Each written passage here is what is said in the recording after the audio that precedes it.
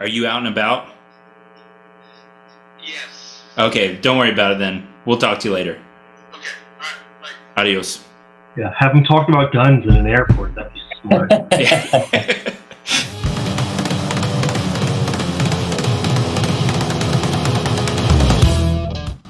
Hey there, fellow BB slingers. Welcome to Do You Even Airsoft? I'm one of your co-hosts, Chancho, and on this show, Kirby, Horn, and Otter join me as we discuss all things airsoft. So put on your iPro, adjust your hop up, and get ready for another episode of Do You Even Airsoft?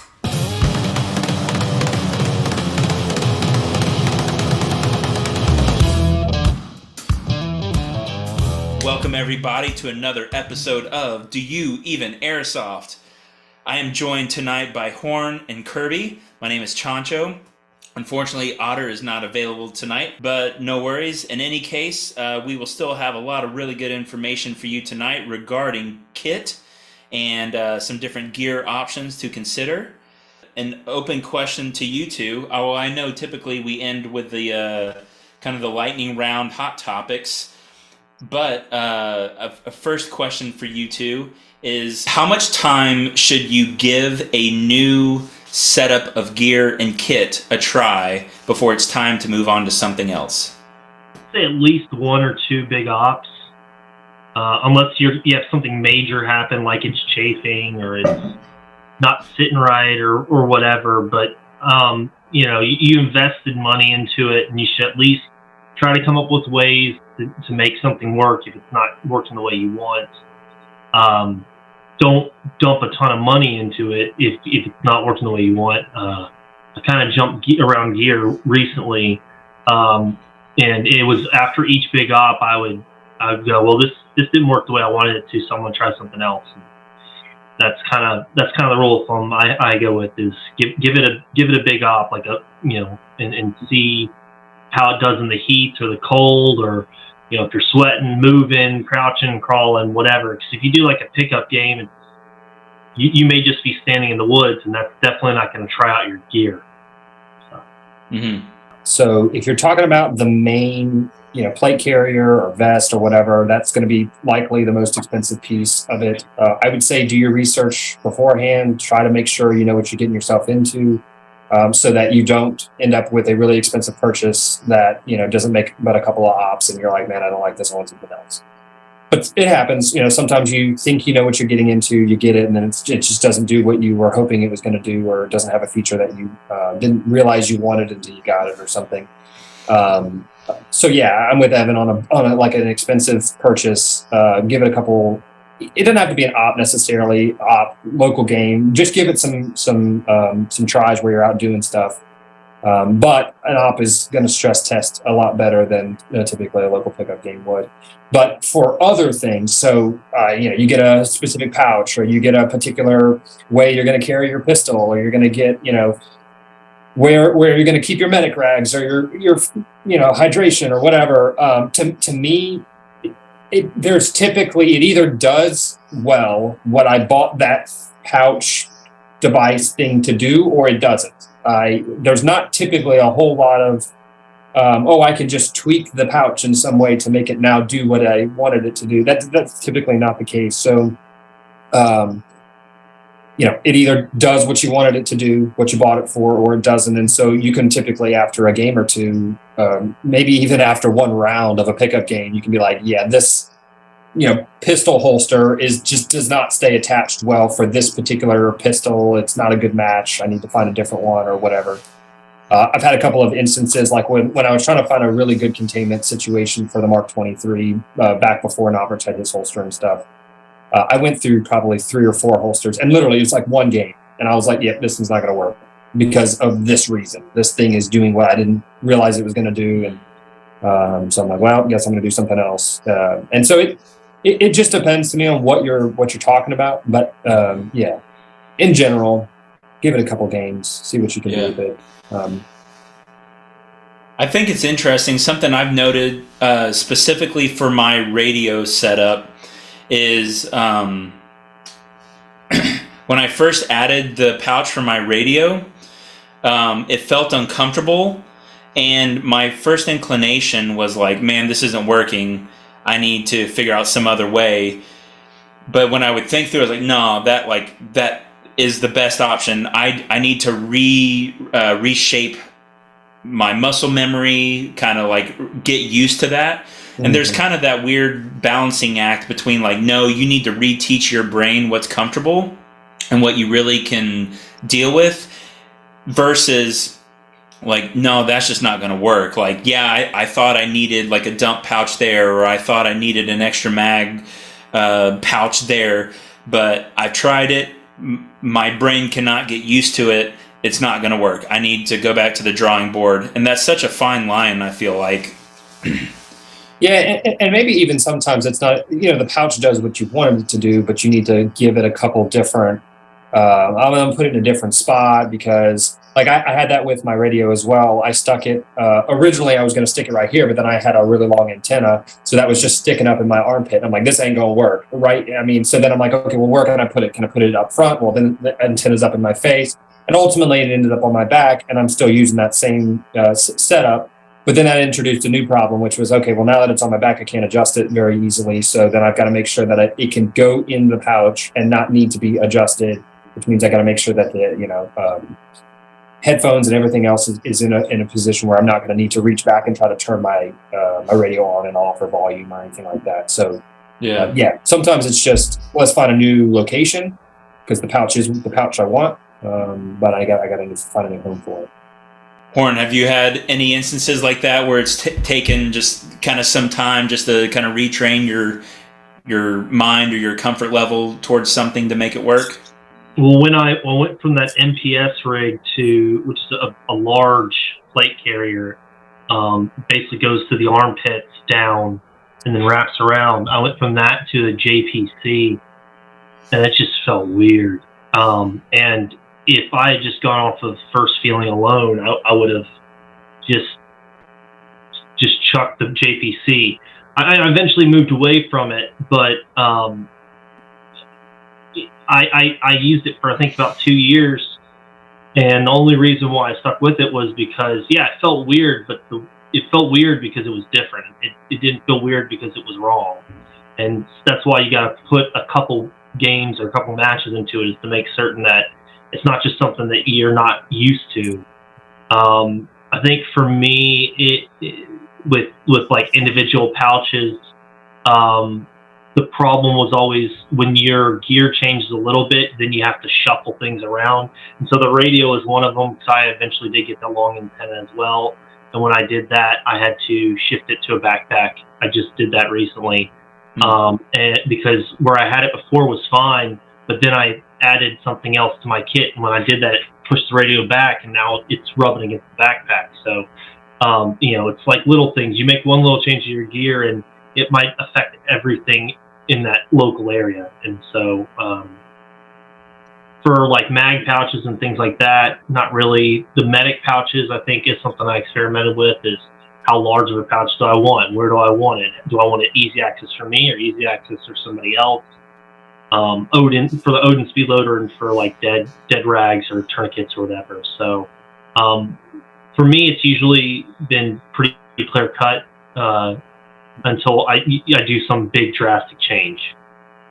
Cool. Well, Horn, since you were talking and we're talking about kit, one of the things we wanted to do tonight was give you guys a chance to kind of give a rundown of your current kit and explain how you got there. Would you want to go first, Horn? Sure. So it's still protection, but I still consider a helmet part of the gear as mine.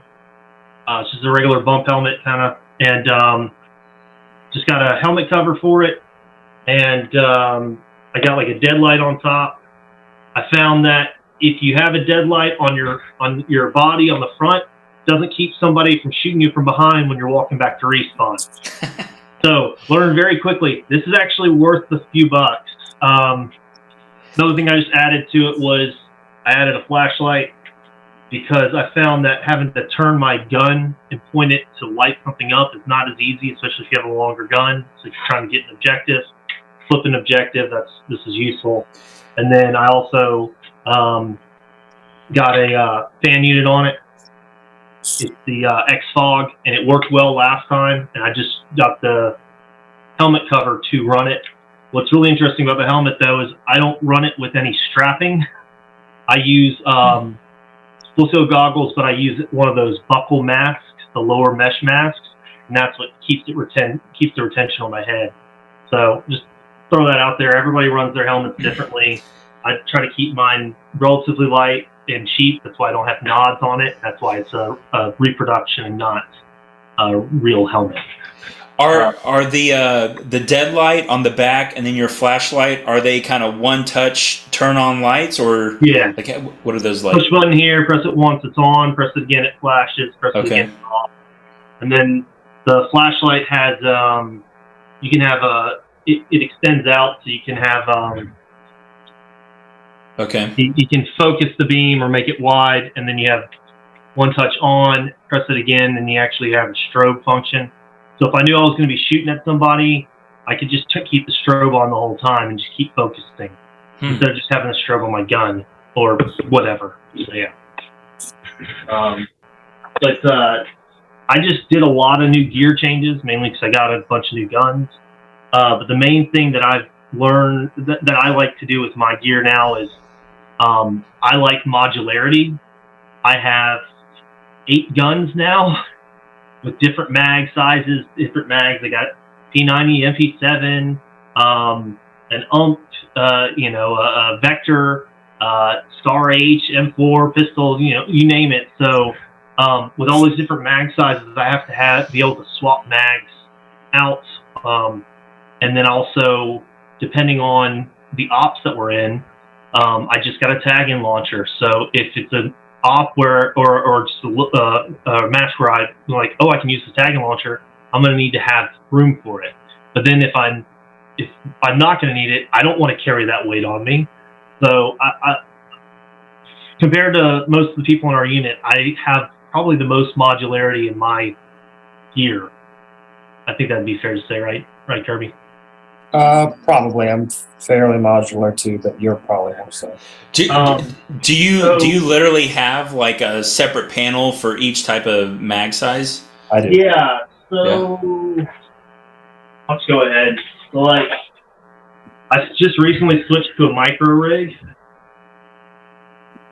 and they have the magazine insert that you can put in here, and so this is like MP7 Vector. And then I've got mag inserts for AR mags, and then I even have mag inserts for my Scar H mags. So like if I wanted to run dual guns, I could. And so it's kind of like modular in that way, but I'll also, a lot of the modularity, it has less to do with the micro rig or the chest plate. It has more to do with the battle belt. But I'll just start off with the fact that I have both HPA and AEGs. So I run both batteries or gas. And so when I'm running HPA, I've got, I don't even remember the brand. This is a knockoff of like a GMR or something, but this is what I put my HPA kit tank in and the radio. So HPA tank and the radio, and cool. And that goes underneath anything that I wear. And so I kind of like that because if I'm running HPA, I just throw the backpack on, and then I put the rest of the gear on under it or over it. But if I'm not running HPA, then I don't need the backpack. And that has room for both the gas tank, but also the water, hydration. Where do you put your radio when you aren't using the backpack? If I'm running the backpack, it's going to be the radio's going to be in there. But when I'm not running the backpack, it goes on my battle belt. Okay. So I found out that I originally had it on this battle belt right here on the back, and when I had the backpack on, it would hit the radio. And so I couldn't stand straight up. And that was not, helpful. So, yeah. The main part of the modularity for this, though, is the battle belt. I hated battle belts to begin with, but they made like thinner ones. So like you can see, it's not super thick on my body like the old ones. This only has one MOLLE webbing. And so I keep it with, this is my tag-in launcher. I get the gas refill and a pistol mag. And then I've got tag-in grenades, and then regular grenades here, and then my pistol in the back. And then I've got my drop pouch for magazines. So this is my standard setup right now with the SMG or the AR, and doesn't change much. But if I was to say like not use the tag-in launcher, this would just change to a single pistol mag pouch. This would come out, and I'd shift over the drop pouch, or I would put like a triple SMG pouch on it, or an AR pouch or something, so that I can take some of that bulk on the front chest rig and put it on the belt. So I used to hate the battle belts. Now I like it because it takes that bulk off the upper chest. So I'm running as light as I can on the chest now. And so I'll just finish up real quick with the three that I have. So this one's like for my SMG, just for the small ones. So this would be the MP7 and the Vector. So as you can see, it's a double quad, but this is really thick. So if I'm trying to run close quarters, or if I'm going to crawl, this is going to be uncomfortable. So if I knew that was going in and I'm not taking the tag-in launcher, I can take these mags off and put them on my belt, on my side, and this slims down the front. And then I've got like my dead lights and my recognition lights, and then the Odin speed loader and the tourniquets. That's kind of how I've got my microwave set up. Do you have any issues kind of locating the zipper tab for the lower pouch to access that stuff, or is that kind of muscle memory? Not on this one. It's kind of muscle memory. You just put your hands in the middle and open it up. But I had issues the first time because I had it too tight to the lower part of the mags. Have you found the battle belt, having that like really helps kind of ergonomically, kind of endurance wise for you, like taking some of the weight off the top? I haven't run the battle belt yet. The Bone Strike will be my first chance to run it at a extended op. But the main reason why I switched to using the battle belt to carry some of the weight was because at Serious Viking, my shoulders were killing me after the first 5-6 hours, and it had nothing to do with how much weight I was carrying. It's just having to do with the constant tugging on you when you're running, and so it was just sore. It wasn't like muscle pain or anything. It was just sore, and so I was trying to get some of that weight off, but also I needed a way to carry my pistol or grenades that wasn't high and tight on the upper body, on my upper torso. So I kind of wanted to get the grenades a little bit lower so that my arms aren't sticking out, nice and wide. I wanted to get them where I could actually keep my arms tucked nice and close to present a smaller target. Mm-hmm. I'm really interested to hear what you think as far as grenade access with the battle belt. I've been in a few situations where I've had a grenade in my little like belly pouch there, and I've found it real difficult to kind of navigate that, and so I'm curious to see if having on the battle belt helps at all. So yeah, that happened at Serious Viking 3 and 4. Is just the drop, the abdomen pouch just was too difficult to get a grenade in and out of, and this I found was a lot easier, just in experimenting at the house. And also it was kind of similar to where I had it on a cummerbund years past. And so I kind of wanted to get things out of the drop pouch because I needed it to be quickly accessible. And I found that, especially at Serious Viking, when a vehicle's coming by, you don't have 15 seconds to pull a grenade out. You may have 3 or 4. And so the longer it takes for you to get a grenade out, the worse it is. Mm-hmm. Yeah. Yeah, that's something I've always struggled with, is like the most effective, efficient, ease of access place to put the grenade where it's out of the way for the 90% of the time you don't need it, but still quick enough for the 10% when you do. Everything just to be quick. I've got a lot of quick access pouches, or just quick Velcro up and then the grenades out. But the other gear that I have is just 2 other rigs that are meant to support just 2 guns, the Scar H and the P90. And those are kind of, I found, especially at Serious Viking, I found having a second rig for a backup gun is so much easier than having to like take stuff off and put it on if one of your guns goes down or if you run out of gas. And luckily, I actually have the P90 rig, and I'll hold it up. But I had the P90 rig at Serious Viking, and it's really simple. Holds 800 rounds in 4 mags, the Crytek mags, and then I've got this for the Odin and the speed loader, and then dead rags, and then radio pouch on the back, hydration pouch, and then I just have to run the radio through it. I swapped to this in less than 3 minutes at Serious Viking just to get back into the fight because I had run out of gas on my primary. And I kind of stuck to keeping this around because it's great backup. P90's fun, but also if I'm going to an event and somebody's gun goes down, I can just hand them this rig. Say, hey, here you go.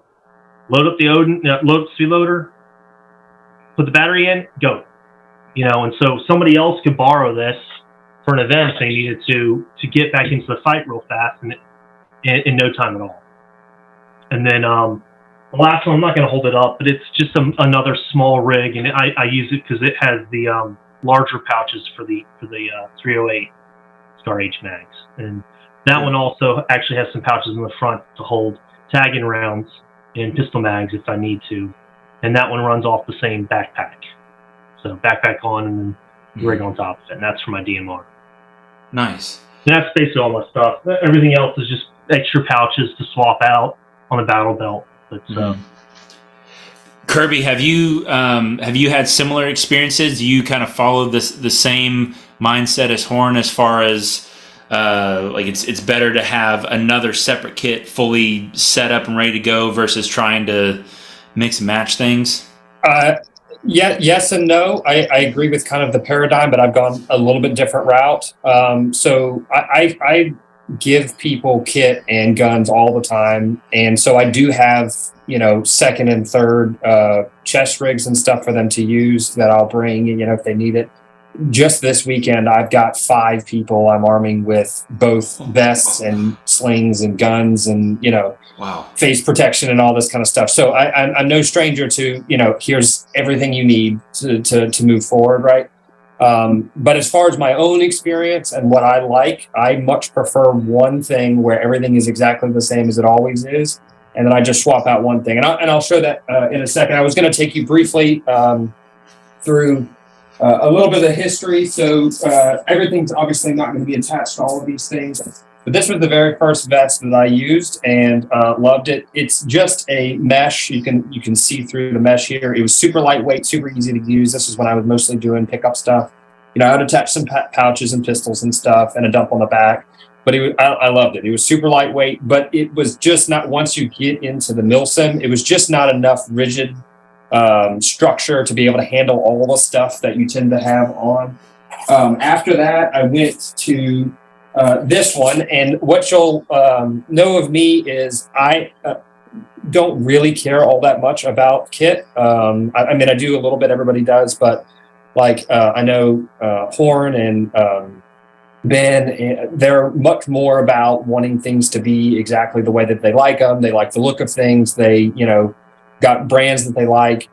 Literally, Ben gave me that first vest because for a little while I was just take a mag, put it in a pocket. I'm like, I don't really care because I just wanted to play.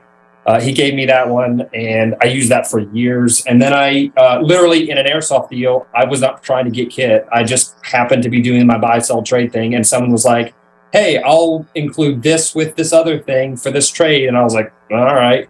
And I got it. It was oversized, but I wore it anyway. But the biggest thing that I wanted to show you about this particular one, this is my first like kind of more rigid vest structure, and this one had like shoulder pads and stuff, so ignore all that. But these pouches where you've got just the flip up tabs, I love these things because they're super easy to get into anything, and if you want to, all you have to do is pull it down and it locks on any one of those straps really easily. And these pouches can hold AK mags, they can hold G36 mags, they can hold MP5 mags, they can hold M4 mags, because all you have to do is, reach down, rip it up, and then if you've got another one there, you just whip it right back down, and it'll contain the other MP5 mag. Or if not, you can just let it, hang loose like that, and it's not a big deal. It's not going to get in your way. I love these, and frankly, I like them actually a little bit better than the pouches that I have on my kit right now. But they don't make a panel. Like a Velcro panel that has these that is as slim as the one that I have, even though that mine's not super slim. But I love these pouches. That was maybe the biggest takeaway from this time. And then literally for the first time ever, I actually bought a kit, which is the one that I'm going to show you. I've got one other. This is one I often hand out to people. Me and Ben got this. It was real inexpensive. It was like $30. But it's got these huge pouches. And it's just got a bunch of huge pouches all the way around it. And you can hold everything that you need for a Milsim game in this. It's not going to be super like amazing, but I can just hand this to somebody and it's going to have everything they need for a Milsim game in it. And it'll hold all of it, no problem. It's fairly lightweight. And so this is like a lightweight rig, but I only really used it for one game because me and Ben were trying to go for like a particular look at it was an AMS game. We wore tan and in the green kind of vests, but a lot of people have used that as kind of a spare rig and they like it. But my main rig is this. So it's a bit bigger and heavier than Evan's, but there's a couple of things about it that I really like. So first of all, these front panels, if I want to switch weapons, I do that. And then, oh, nice. And apparently throw it. And that panel is gone. And then if I want to, I can just grab, here's my M4 panel, and I can just slap it right back on there, connect the two, the two Velcros, and then I'm now ready to go in for. And I can do the same thing with basically any type of gun that I want. You just rip the panel off, throw that in your bag, grab whatever other gun panel that you want to run, slap it on there, and then it works. So that's my form of modularity. I don't know, I'm not really in the camera now. That's my form of modularity, and I really, really like it. I've got the same, I guess it came off with that pouch. Throw this one back on there. Do you know what brand it is? Like for anyone listening who's interested in that? Yeah, this is the Condor Vanquish system. There's much fancier, nicer versions that do the same kind of thing, where they got the panels, Velcros in the front and the panels. This is an inexpensive one. I'm not a brand guy. If it works and it's inexpensive, I'm down with it. Let's go. But there's like higher end versions that have the same kind of features if you're into that type of thing. Mm-hmm. But I've also got the same kind of nutsack or whatever that Evan uses. I actually used this for a while for spare grenades. For a little while, I was running 4 grenades, and so I put 2 in here and then 2 on the side, which I'll show you in a second. But I've now switched to where ops allow you to have reload on the field, like an Odin or something. This is where I keep my Odin now. And I've also got my friend or foe flashlight for TCA games. We can use the green lights. It's super effective, and so that's where I keep that. And I normally, to your point about the zipper, I actually normally keep this zipper open like that so that I can just really reach down and grab my friend or foe light out and then use it and then stick it back in really easily without even looking at it. You don't have any issues of it falling out? I don't, because this is a fairly tight pouch, so it doesn't really, it's not going to come out. And then I prefer a 1-point sling, so I actually run it through the shoulder pads here and it just drops the gun right on top, so that way I can really take the gun off and detach it if I want to climb something or whatever. But it doesn't get in my way when I'm doing stuff. This is just my preference.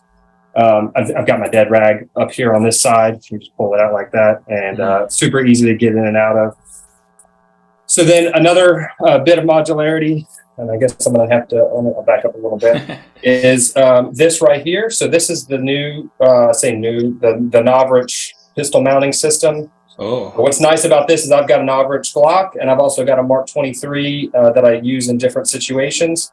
And this mount will actually work for both. So you just flip up this thing here, and I say that, and then there you go. So then this comes up. Mm-hmm. Then there's just one screw here. You just screw it into whichever gun panel that you want, whether you're going to use a Mark 23 mount or a Glock mount or a 1911 mount or whatever. Mm-hmm. You just attach the one thing, plop it back down, hit this little tightening thing, and then now you've got whatever pistol mounted here that you want to mount. And so that's my quick way. If I just want to swap pistols, I pop this up, take out one screw, pop the next one on, and go. What's that like, having your pistol mounted on your cummerbund? I love it. Like I said, it sits, just right here. So basically, it's almost like a belt where it sits on me, and so it's mine doesn't sit way up here. Okay. Maybe I'll do this. I'll just show you where it sits.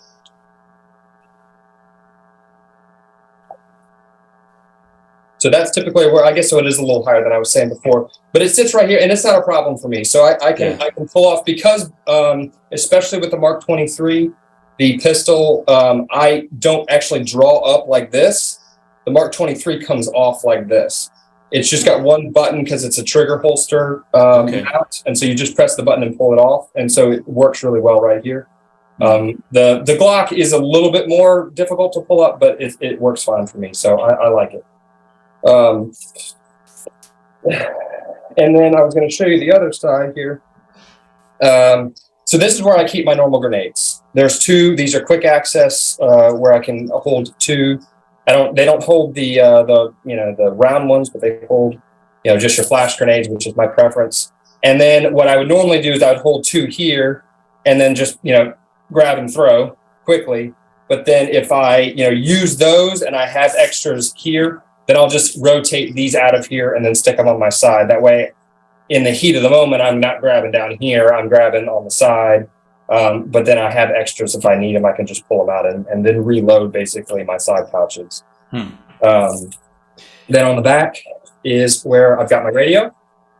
I've got hydration in this Tide Pool carrier here. I got my dump pouch right here below. And then wrong side, then this is where I've got my HPA tank when I'm running HPA. And so if I'm not running HPA, I just pull the tank out. And so this sits there, but it's flat without anything in it, so it doesn't really. Okay. Can you hold up your radio pouch a little bit more? Is that an actual pouch, or it's Kydex? Oh, that's so cool. Yeah, so it's form fitted specifically to my UV82. What's nice about that is you will not have any buttons getting pressed. Nothing's going to happen because it slides perfectly down in there. And basically it sits to where the volume knob just sits right above the top here. So if you really had to, and I had that one time happen where I needed someone to adjust the volume. And so I just, leaned up against somebody and said, hey, can you turn the volume up or down for me? And it wasn't a problem. But that's kind of how that works. And this has worked really, really well. And then it runs up into, you can see here, I've got my my PTT that sits on the front up here. And I just run this back, and it attaches right there. Did you build that yourself, or how'd you get that? No, so Milwaukee Kydex, out of Milwaukee, they build these, and so I just bought it. Actually, maybe Ben bought it for me for like a Christmas or birthday, or I can't remember. I want to say Ben got it, but I can't remember.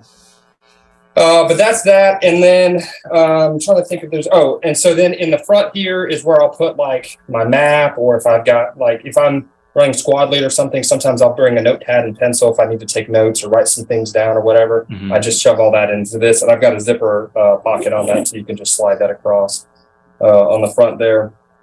But yeah, so that's, the other thing I did not mention here that I'm a big fan of actually is I've got these body armor vents.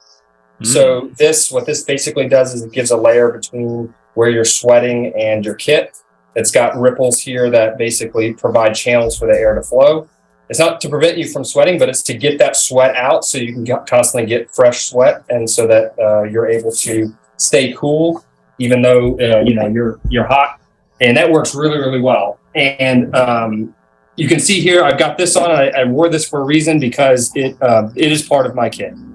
If I get sweat from my eyebrows or from my head that drips down into my glasses, I have major fogging issues, regardless of what type of eyewear I'm using. And so this has practically eliminated that problem. This catches all the sweat, and I don't get sweat from my head down into my glasses anymore, because this does a really great job. And I've got a couple of different versions of this. This just happens to be like a bandana or whatever, but there are a couple of different. And so I wear this every single time I play airsoft, and that helped a lot. Is it like a normal bandana, or is there any sort of foam or anything like moisture catching part to it? Nope, just a normal bandana. Yeah. And it, like I said, now if you're, I don't have just like copious amounts of sweat on my head. Like some people might have more that are just like dripping 10 seconds in, and this may be like, save you for 30 minutes and then it's just soaked and then it doesn't do you any good. I do sweat, obviously, but not enough where this is not fairly sufficient to do what I need. So for all of our listeners out there, if you feel like donating to the cause, or you want to contribute to any of our gear, feel free to buy Kirby some flowery, very decorative bandanas that he can put on.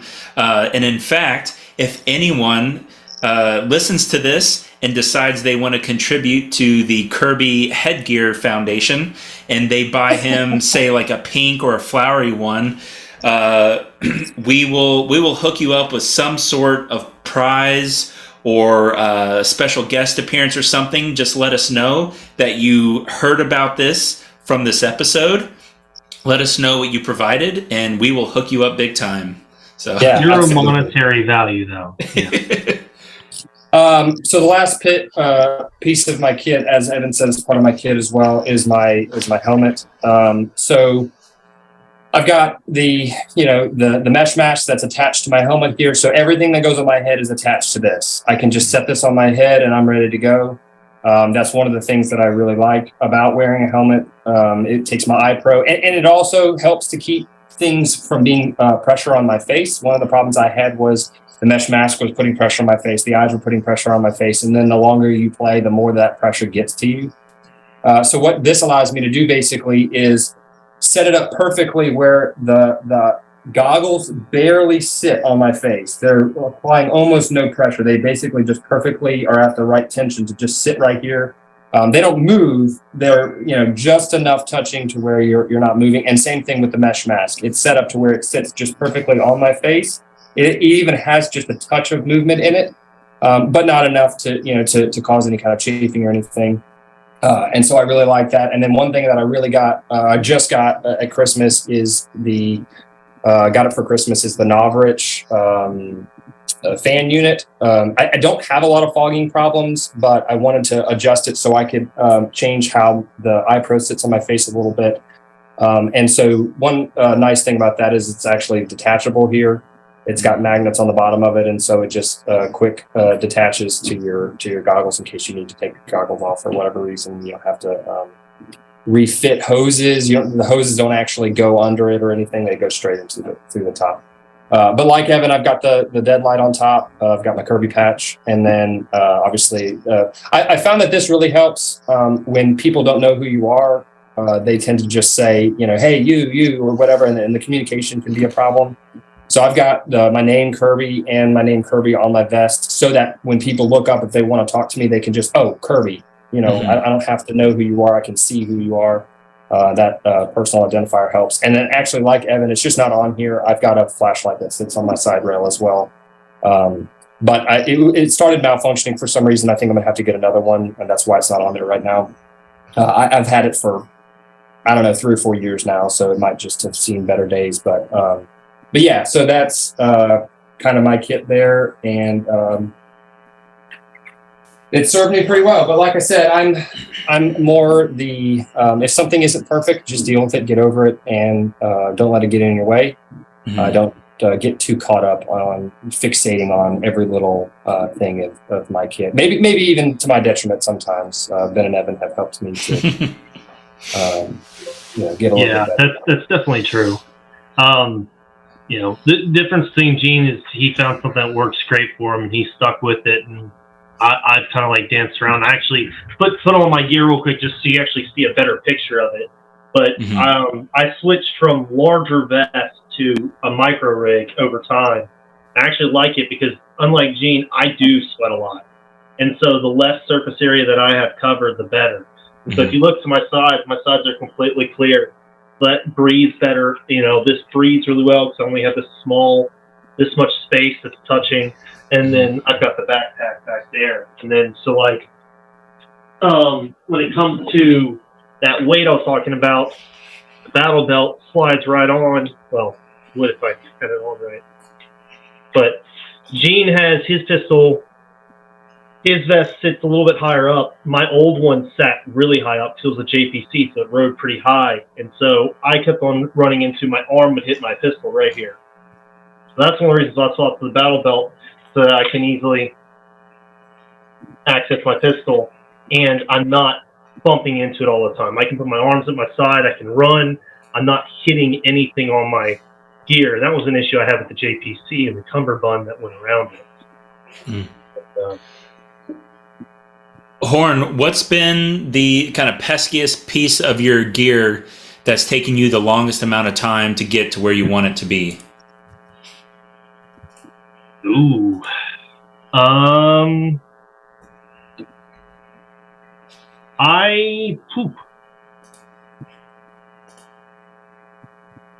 guess I'd say the chest rigs, just the main rig itself, because the pouches I found, I like retention pouches, like where it's just held in by friction. So like on this, I could just pull it out, reinsert, pull it out, reinsert. I get the straps. I have some pistol mag pouches that have straps, like the triple SMG pouch that I have has a light strap that I can just pull off to the side. But when it comes to the chest rigs, it's just getting something that fits right where I need it to be. I don't like having mags that are really high up, because then if you jump and you land and it shifts upward, you're gonna bash your chin on it. I've seen that happen to guys. Saw a guy chip a tooth that way. And then I also don't want it sitting too low, because every time you're moving, it's just not going to be as secure. So if you notice, this is the only part that's moving. Mm-hmm. My kit is really firm and on there, but it's not chafing me. So I have freedom of movement. I can bend down. I can stand up. I can jump up.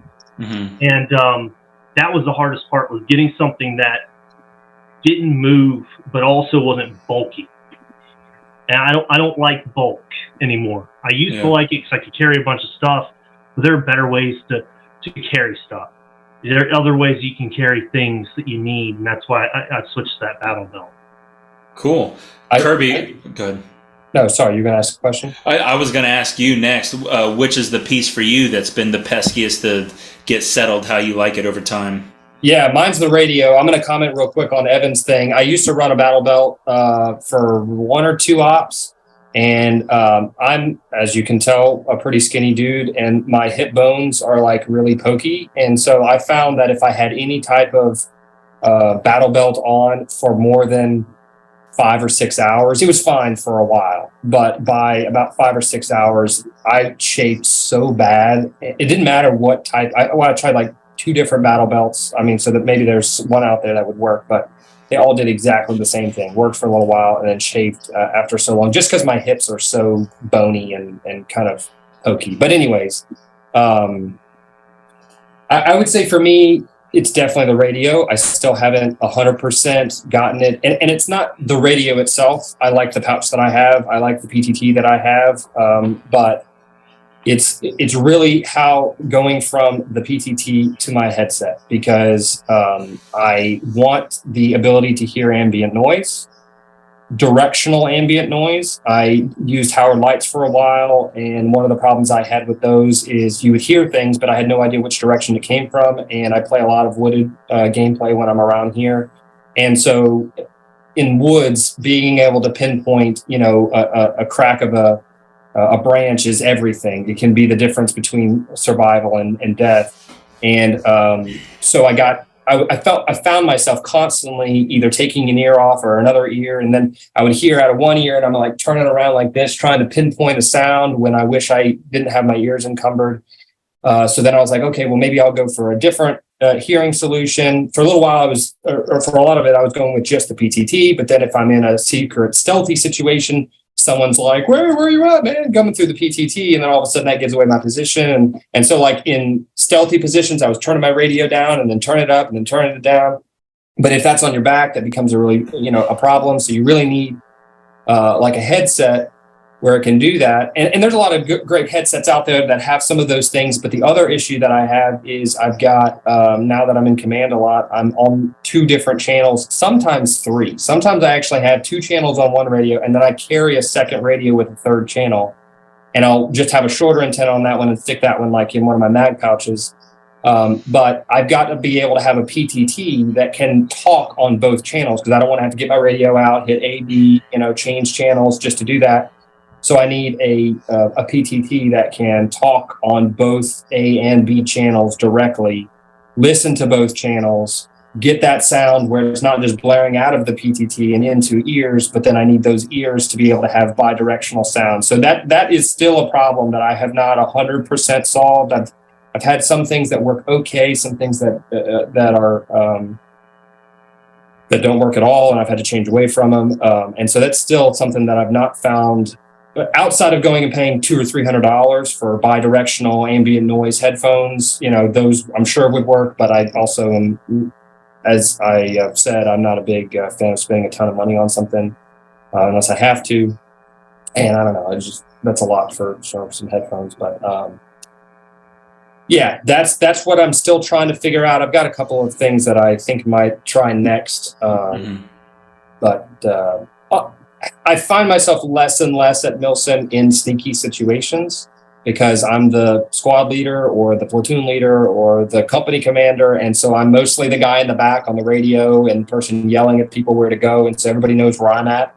And so my guys are the ones sneaking around doing the things. And then just occasionally I'll find myself in a sneaky situation. I'll just turn my radio off. But yeah, it's something I still need to find a really good solution for. Everything else, like I said, I kind of just get used to. I try to focus on being in the moment and focus on the tactics of the situation and not the kit. I just make that stuff work. Yeah. And that actually is a great way to segue into the cost, because that's one thing we haven't really shared. I don't like to spend a ton of money on my kit. I do to a degree, as in I have 3 vests, right? And I've bought and sold vests over the years just to try things out. So yeah, I've spent money on it, but I don't have a $200 chest rig before I even put pouches on it.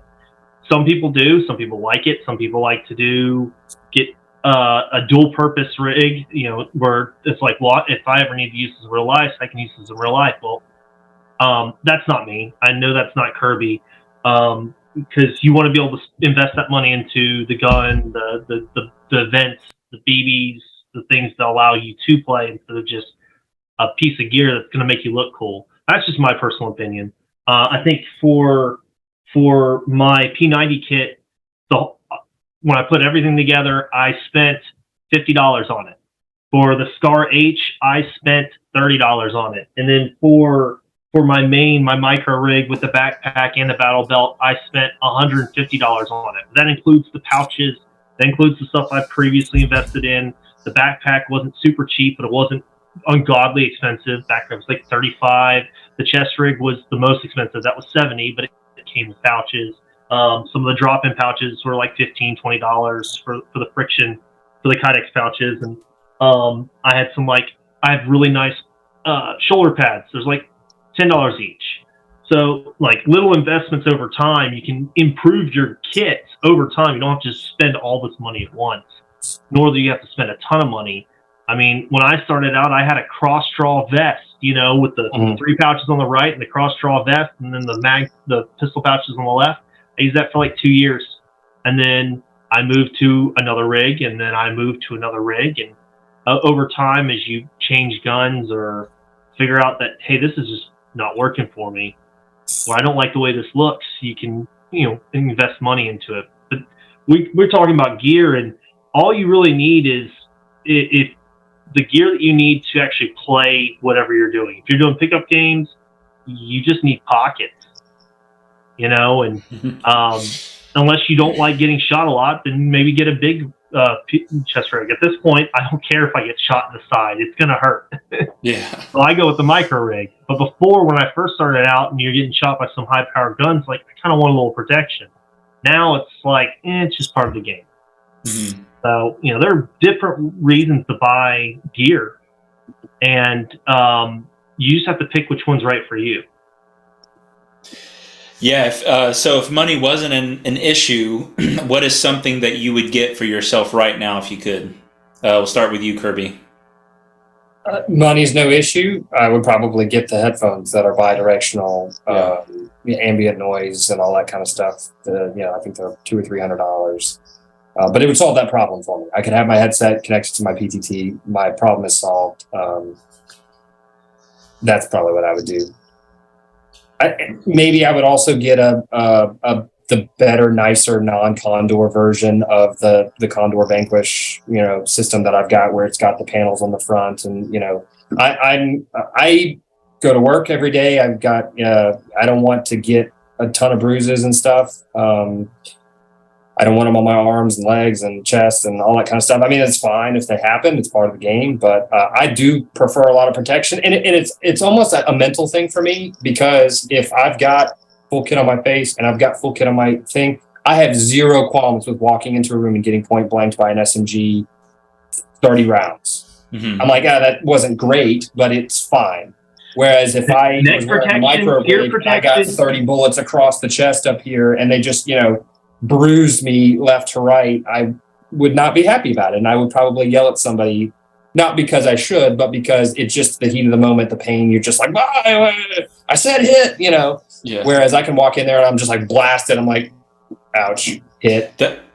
That's what made me move away from kind of the micro rig over the summer. Is I'd go play, I'd just get stitched up on my side or like wherever, and then I'd go home and I'd go meet my wife and kids out at the pool, and I'd show up looking like I'm some druggie who's been sticking himself.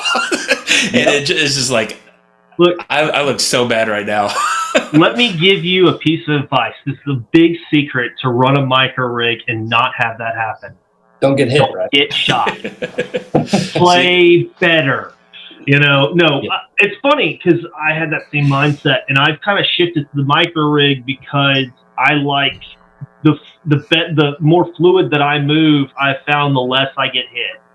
So I make certain that I'm rarely putting myself in a position to get lit up like that. Does it happen? Yes, but if I'm getting shot, unless I'm getting shot from behind, I'm taking the person out with me. I play a lot of SMG, so I'm kind of going into the doors now, but I found that freedom of movement is actually buying me that time that I need to get kills before they shoot back. Doesn't always happen, but it's a trade-off, right? It's a trade-off. So, like Kirby, I protect the extremities that show the most. So, hands, always wear gloves with padding on the outside, so like the rubber, because nothing hurts worse than almost anything than getting shot in a fingernail, because it just lingers for weeks. Man, I never get shot in the hands unless I'm not wearing gloves. Like the one time I forget to bring the glove is the day I get shot in the hand. And it'll be like a range shot, and it'll just like hit you, and you're like, Literally, I look down and be like, "Where is my glove?" 100 feet, and it hurt. Yeah, but no joke. We go out to this place a month or so ago. The gloves that I was using at the time, they start splitting, and this guy who we were playing he's like an army guy, he's an active army. He's like, here, I'll give you an extra pair of my shooter gloves. So I'm like, oh, cool, yeah, it's super nice. So the trigger finger's cut off, right? And sure enough, I'm playing, and of all 10 fingers, I somehow get nicked in the like top knuckle of my trigger finger, and it stung so bad. I was like, are you kidding me? And so like, yeah, I have to go into meetings too, sometimes with suppliers, and so I can't be stitched up in the face. So I've got lower mesh mask. I've got goggles. I've got a helmet. The helmet's not just for BB protection. I think I've hit my head on metal or wood. Hell, even an exposed nail. Over the past several years, I used to not wear a helmet because it was just hot. But the protection it affords you from non-airsoft injuries is worth any inconvenience it might be, or in the weights. You can wear a leather condom on your head if you want. Doesn't matter. It makes a big difference, especially when you're playing some of these abandoned buildings and whatnot. There's a lot of objects that you're not paying attention to, or it's too dark. And you hit your helmet, you hit your head, and you can give yourself a concussion or worse. Yeah. But the only thing, I protect my ears, protect my neck. The neck, I wear 2 gaiters bunched up underneath my collar. And so I've been shot in the neck plenty of times, but never once has it actually hurt. I do the man thing, and I just grow a big beard and just let the beard be my protection. Yeah. You actually catch the BBs in your beard? Yeah. The shamog that he wears on just shake and BBs fall part out of his beard. It's just... This makes me think, just in my mind, I visualize this, Alamo scene of Kirby holed up in some building. He's gone black on all his ammo. The bad guys are, creeping up. And he's like, oh, man, what am I going to do? And just goes and shakes it all out. And next thing he knows, he has 3 mags loaded and he just goes to town. Just right. We all know whose beard actually would hold that much stuff. He's just not on here now. Yeah, well, and I just trimmed my beard back. I had on the last episode. I did that yesterday. I had a meeting with some investors. Our viewers thank you. Cool. So what about you? Because we talked about our gear. I'm complete opposite.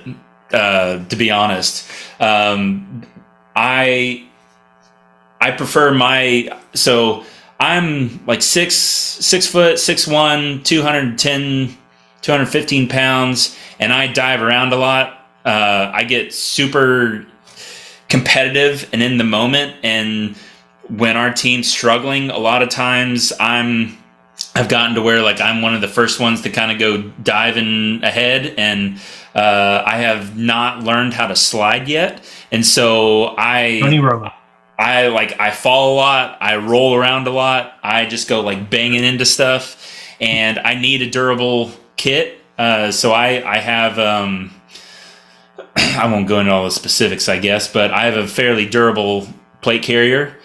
And for me, I don't have anything on my waist because we do a lot of crouching down. A lot of the places we play, I have to get pretty low, and just being large and awkward, I need all the flexibility I can get. So I don't have anything on my waist. I only have my little belly pouch as it's almost become I don't need it. I don't carry anything in it, but I've told myself it's protecting me from getting shot in that sweet spot in the belly, but I've never gotten shot there. But I know as soon as I take it off, I'll get shot there. So it's kind of become this good luck charm of not getting shot in the belly. You also, you never know when you're going to need a pouch, and it weighs 3 ounces, 2 ounces. So why not? Right. Yeah. Well, I have used it recently for grenades, and I was asking earlier about your zipper placement and how that pouch works for you for grenades, because I've struggled with that a number of times, just figuring out kind of my things. But there's little tweaks that I've made, on my backpack. My backpack zipper setup is a little confusing, so the main one I'll cover in blue electrical tape. So whenever, if I'm in a sketchy situation and I need somebody to quickly grab something out of the back, I'll be like, hey, can you grab this out of my backpack, use the blue zipper? And so they can quickly go to it. My magazines, and I know you guys do this too, and it's probably so old hat for you, you don't even think about it. But for me, I'm very particular in the direction that my mags face. I don't use dump pouches. I replace, and I've practiced that a lot, where I kind of have my own system down, and so I'm very particular that my mags are set up in a certain way. I even number them. They're not always ordered, but I've lost so many mags in the past that it is a really good kind of mental check for me, either as I'm going along or as I'm exchanging mags, kind of starting to count down. Like, if I pull number 5, I'm like getting close. Little things like that. My plate carrier, the straps have a little gap in the shoulder. It's like 2 elastic bands, and that works real nice for my push the talk clip on there. I tried running a sling for a while, and I was just always having issues with getting tangled up with stuff and that sort of thing. So on most pickup games, I don't run a sling.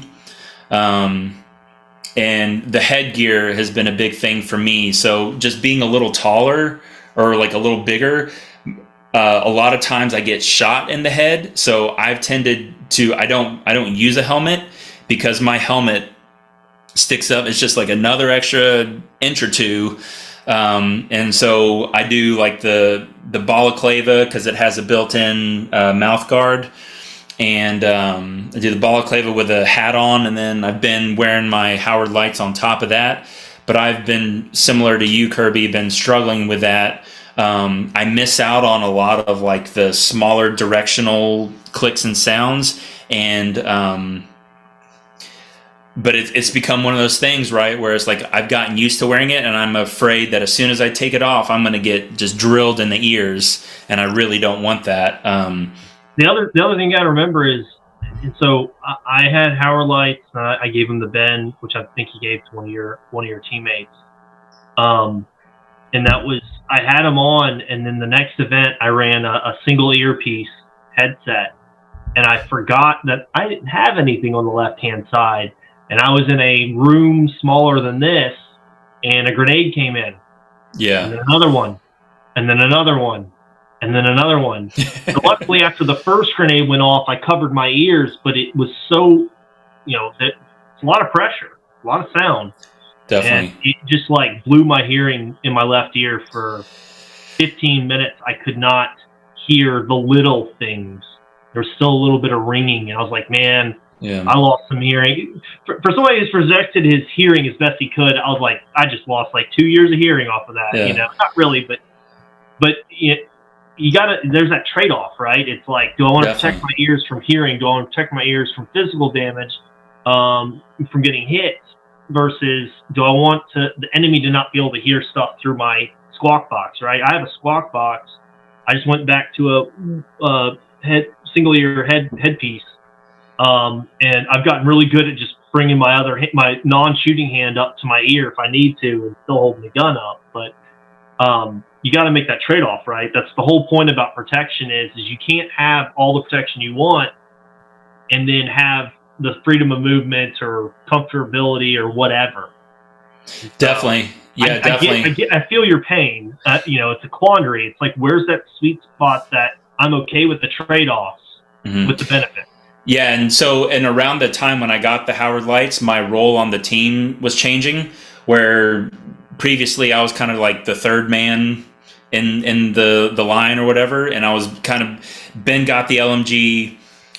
We were doing some rearranging, and I was now the first person, and I found myself a lot of the times being that person in first contact with the grenades, and in fact being the one throwing the grenades. And so kind of in that Howard lights transition, I made kind of that decision to prioritize ear protection, because especially one of the fields we play is super tight, small buildings, like one after the other. And our goal during this period of time, there was another team that had mastered taking over this one particular point on the map, and we realized that to win and to make a name for ourselves, we had to start taking that piece, and that was going to involve some very sketchy CQB stuff. And so I was like, I'm just going to prioritize ear protection with this thing, and we just kind of roll with it. And I've gone back and forth between plugging it directly into the Howard lights and then just leaving it open, so where my PTT is, the squawk box like you were talking about. And we've had struggles finding cables that work consistently and effectively, and especially with the amount of falling over that I do. It's been a challenge. Lately, I've been running it disconnected, which has kind of been working because I still have the Howard lights turned up so I can hear the sound. But on some of those situations, like you definitely will start sneaking. You're like, I need to turn it down real quick, because it's. So, yeah, my head setup. If I had extra money, that is something I wish I could put a little bit more money to, or I don't know necessarily that it would be towards buying the most expensive setup. Maybe it would be. I wish I just had many options to test out, like different scenarios. Starting off, I had the single ear clip, and I did really like that. It was just always a pain to set up and like funnel through the balaclava and all that kind of stuff. But I don't know. I don't know if I'll find myself back there again or not. Like Gene said, you get better face protection with a beard. Yeah. One thing to consider, I know you said that your cables have some trouble sometimes with the jostling around and whatnot. That's one thing that the hard shell case around my radio solved for me was the connection with the two prongs going into the radio tends to do this sometimes, and it'll pull out and then not work perfectly. The shell case forces them to be in fully seated well to even go into the case, and so then it holds that 2-pin into the radio in perfect alignment, so you never have any kind of connection coming out of the radio. Now, if you've got a cord coming out of the PTT up to a headset or something, that is another potential point that could get jarred or whatever. But yeah, that's problems with coming out of the radio. That will fix it.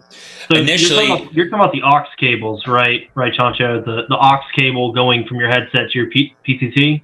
Yeah, so initially it was the two prongs, but then we got that figured out with how I would place it in the pouch, and then it became the input into the Howard lights from the PTT, and that was due to that, like the sling was playing a part in that. So that was one of the reasons I got rid of the sling, and then just being a blumbering fool rolling around the field, kind of like. Maybe I should reconsider this. And two, the only cable I could find was a bright white one. And so I tried taping it up in black electrical tape or like painting it, that sort of stuff. And it was just always a mess. And I was like, I don't need this right now. I had to get a higher quality one. It ended up costing like $15, but it was a black aux cable. The key to getting it to not have that static is, get a decent quality cable. Means don't get the cheap $3 ones off Amazon or whatever. Get like a $10, $15 one, but get the ones with the 90-degree bend, right? Yeah, that's what I got. Because it doesn't stick up, so you don't have to worry about things hitting it as much, right? But also, it fits flush, and I found that those snapped in better, especially to the squawk box, so that when I bumped the cable, it wouldn't get you that static. So that's just something to keep in mind if you're going to stick with them. Is look for like a decent quality. But with a 9-degree aux cable or aux adapter or whatever. Yeah. But they, like you pointed out that PTT a couple weeks ago, it should be coming in this week. So, cool. I'll see if that dual channel PTT works really well with the headset I got. And then, but you'd have to, your Howard lights wouldn't work with it. You'd have to use something else. But, that's why the squawk box we got for our UV radios they have some that are dual channels. Why wouldn't it work with the Howard lights? The cable is different. You should be able to get an adapter though, right? That's with the adapter. I guess I honestly don't know if you can go from like that 7mm jack to an auxiliary cable. Or are you talking about? I'm talking about the one that I bought is for the mill grade. Yeah.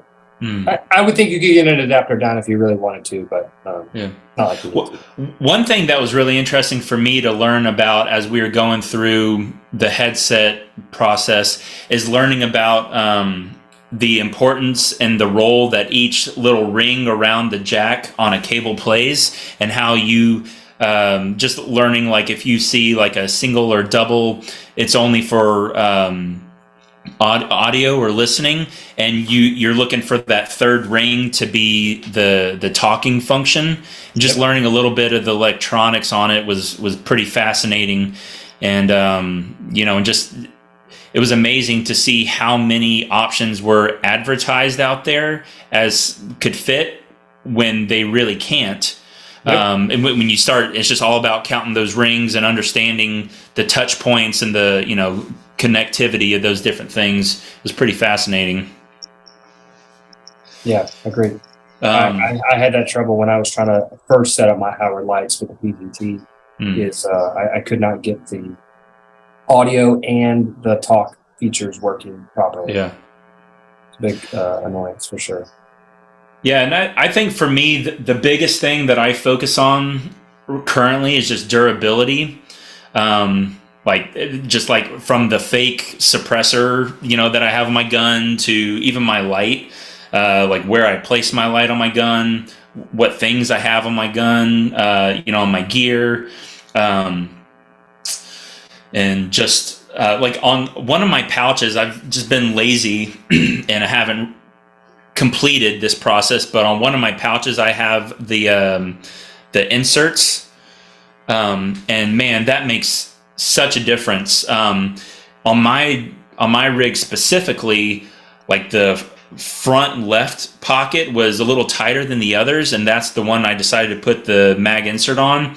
And just even having that then opened up, like for some reason it impacted the other the rigidity of kind of the other pouches nearby, and it just really helped a lot. I think it's probably going to be the next thing I purchase as far as like my core kit, is just getting mag inserts on all of them, because like I was saying, I don't use dump pouches, I replace, and it just makes it so much easier.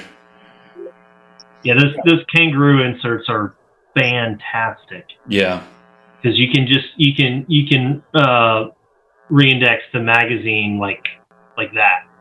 Yeah. And I found that super helpful at the last event where I was running my Vector, and went through half a mag, and I was like, well, I don't want to put this mag back, so I just swapped it out, and it's like, oh yeah, I can do this really fast now. And so it makes a difference. For sure. All right, cool. Well, anything else you guys want to add for this this gear and kit conversation? I think both me and Evan are pro patch on gear. I know that that's like a thing that some people like, having patches on. Oh, for sure. And some people are like, I want my kit clean. I want it to look like I'm doing what I'm doing. Evan probably takes it to an extreme with the like 70. I don't know what you're talking about. These are just Power Rangers and flag nationalities, and the all important, hey, what blood type am I? And, yeah. Yeah, that's just the front. Outside of my nameplates and my Kirby patches, I think this is probably this is my humor patch right here. I'm a software developer by trade, and the fact that I've got a error 404 hit not found, that's definitely probably my favorite. As far as the humor goes, I've got some other ones that have got maybe a little bit of sentimental value or something from an experience, but yeah. This one, right there. That's it. Not going to say it out loud, but I got that patch recently because that was kind of what it was like at Serious Viking. Because it was like, somebody's got to do it. Nobody else will. So that's obviously in reference to taking a bunch of gear and humping it, right? You're just humping it down the trail. It's the same. I do want to. Somebody had to do the job and carry the team last event. That's it, right? I do want to share a little nostalgia and emotional story with one of my patches. So when I met my wife at the time, obviously she wasn't my wife, just for friends, but she had the sweetest Australian kind of cattle dog. And that dog essentially was like a big part of us getting together. We got married. I mean, it was the sweetest dog ever. Dog's name was Riley. It was just great. Well, within the last year or so, we had to put Riley down. She passed away. And I was like, man, I need to figure out a way of like carrying on her memory, just that like cattle dog mentality, just like tenacious, going after it. And I'd kind of been struggling in my game. Like, Ben had been telling me, Otter had been telling me, like, man, you really need to work on, like, when you see the opportunity, you just need to go for it, So all this is kind of going on. My dog passes away, and I'm kind of just like emotionally searching for patches, right? And I see this one that looks exactly like her. And I'm just like, oh my gosh, it's meant to be. So I get it, and I put it on my backpack. And ever since then, man, I just have this like, just cattle dog mentality. I'm just getting after it, And I definitely feel a difference. So that's my, like, if I could only choose to wear one patch, obviously, our little team patch is fun, and I have my pig patch for Chancho, but man, my little dog patch, it's priceless. Yeah, that's awesome, man. Might inspire me a bit, actually. My dog passed away at one of a recent event while I was actually at the event. Oh no. And, yeah, it was a real bummer. It was at Serious Viking, actually, that I found out. But I might have to get some sort of patch. Her name was Bumblebee. Our dogs are named after Autobots. So we have Optimus Prime, and then we have Bumblebee. Those are our two dogs. They go by Opie and Bee. But anyways, Bee passed away, so I might have to get a Bumblebee patch or something to throw on my kit, just to in memory or something. But yeah, that's cool. It's a cool story. I have Autobot hex patches, like $4. Yeah, that's an option. But yeah, I've got tons of patches that I like. I try to keep my kit not with too many, not Evan level, but Yeah, I just recently did that. I had a patch wall on my chest. Why not? Yeah, right. Why need a patch wall? Just wear it. Yeah, I think there are two that I don't leave without. Actually, there are three. So for me, it's always blood type, because you don't want to get the wrong blood type. Do you know I don't even know my blood type? It's Honestly, really easy. Ask your parents, because I know they know what their blood type is, and then I honestly don't know. So you know, at some point, $15 on Amazon gets you a kit. You can find out yourself. That's how I found mine out. I just found it out like 2 years ago. I'll find out next time they take blood. But yeah, so it's that, and then also our unit patch, and then this Triforce patch. There's only 3 of them. Among our group, only 3 of us have them, and it's me, Kirby, and Otter. And the reason is just we've been playing for so long together.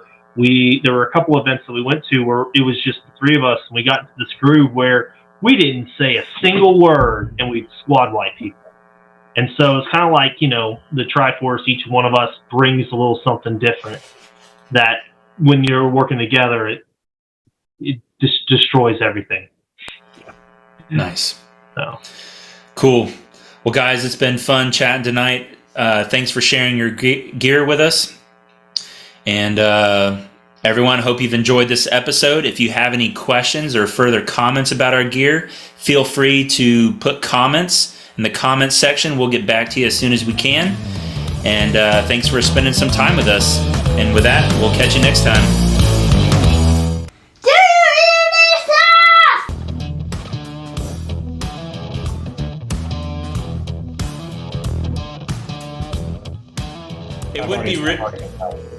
It would be really funny, since we are recording, for you guys to share the MP5 story. So we were all slated to go to Serious Viking last year, and then he said, "Oh, I have to have back surgery." Just like, great. So he was like, "Oh, I'm still gonna come, but I'll do comms." Which now I know he wishes he at least been able to come do comms and see that drone with the night vision. Dude, that'd have been dope. And whatever. I mean, you saw Freddie got a really expensive drone.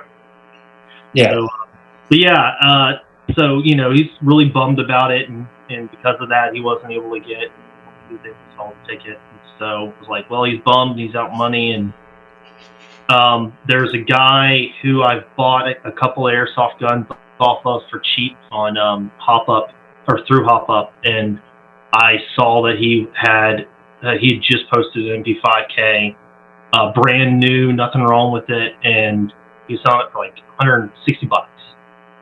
Or no, yeah, it was 160. Yeah, 160 shipped, and Important to note for the story that Evan's in the middle of that we've been talking. So back, I don't know, a decade or more ago, when we first were getting into airsoft, one of his first guns was a MP5, and it was honestly one of his favorite guns, especially early on.